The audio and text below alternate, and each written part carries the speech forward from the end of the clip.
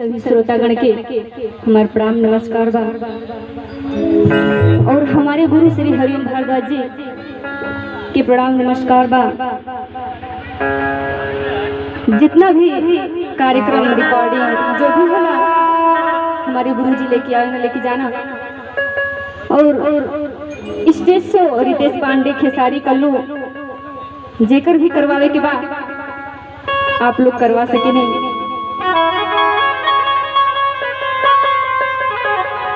देखिए माई के जागरण बा तो माई के गीत होके के चाहिए भैया।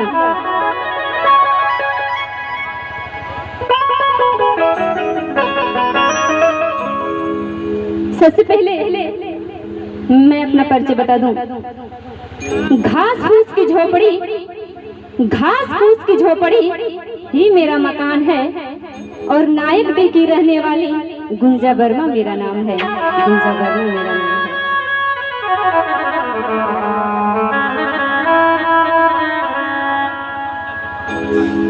शैलपुत्री चंद्र घंटा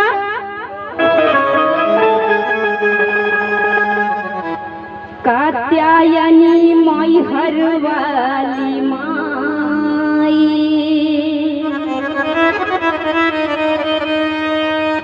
सतिया पुरोढ़ा लक्ष्मी दुर्गा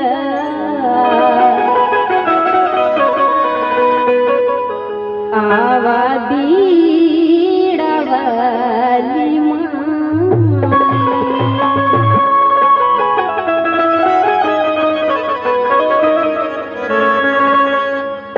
रउए दरबार में आइल बानी। हे माँ बीड़ा वादिनी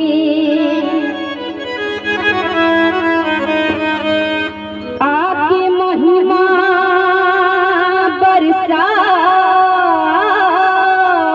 तू।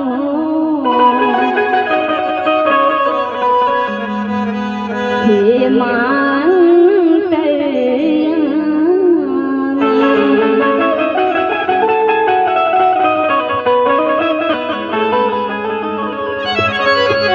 देखिए एगो पत्नी अपना पति से कहतरी कि नवरात्र आ गइल बाटे कुछ ध्यान वन बा कि ना पूजा पाठ के। उ कहतरे नहीं कि अरे बतावा तब तू जानब। कहले कि बतावा देवी माई के पूजा के दिन आ गइल बाटे नवरात्र आ गइल बाटे और कहतरा कि बतइबो तबे जानब। देखिए उ कहतरी गीत के भाव में कैसे कहतरी। और लीप पोती के दुआरा अंगन कोई दिहली तैया। और लीप पोती के दुआरा अंगन कोई दिहली तैयार। हे जिसुनी ना कल साहकीने जाई बाजार। हे जिसुनी ना कल साहकीने जाई बाजार। लीप पोती के दुआरा अंगन कोई दिहली तैयार। लीप पोती के दुआरा अंगन कोई दिहली तैयार। हे जिसुनी ना कल साहकीने जाई बाजार।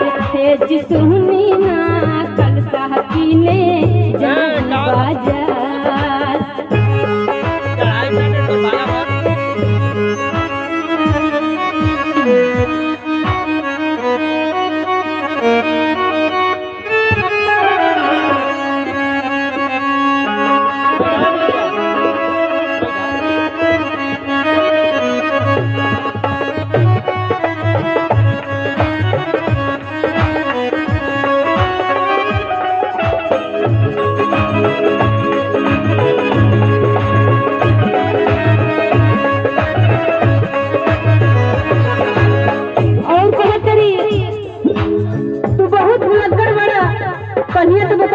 लेकिन आज फिर से तुमके बताए पड़ी। वो बहुत रोहिए में पड़ेला मालिया के घर हो।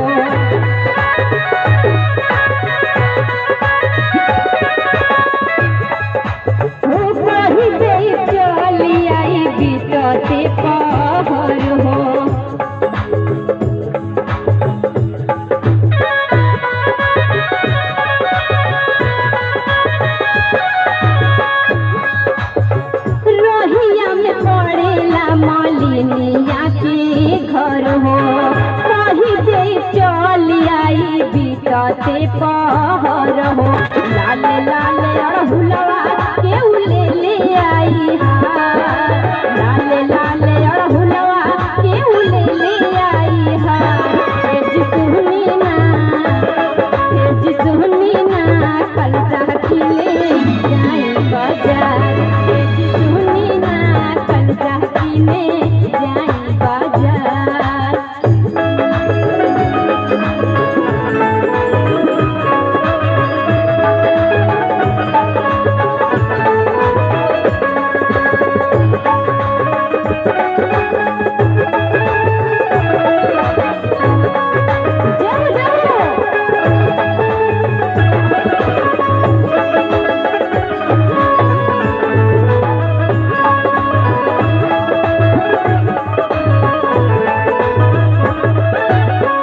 हमारे पिता तुल्य चाचा जी की तरफ से बहुत बहुत रुपया के आशीर्वाद आयल बटे।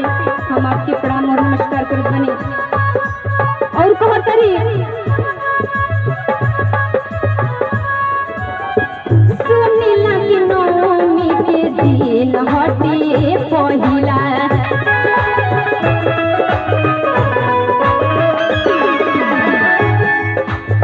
रउआ भुलाई जानी एही से तो पहिला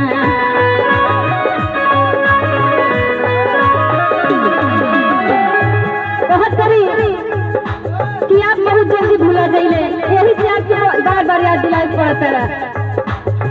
सुनीला की नवमी के दिन हटे पहिला रउआ भुलाई जानी एही से तो पहिला झुनकत झुनकत मैया रानी अइहे घरे हमार झुनकत झुनकत मैया रानी अइहे घरे हमार ए जी सुनी ना कल साहकी ने जाई बाजार ए जी सुनी ना कल साहकी ने जाई बाजार लिप पोती के दुआरा अमन कोई भी होली गईया लिप पोती के दुआरा अमन कोई भी होली गईया ए जी सुनी ना कल साहकी ने जाई बाजार ए जी सुनी ना कल साहकी ने जाई बाजार ए जी सुनी ना कल साहकी ने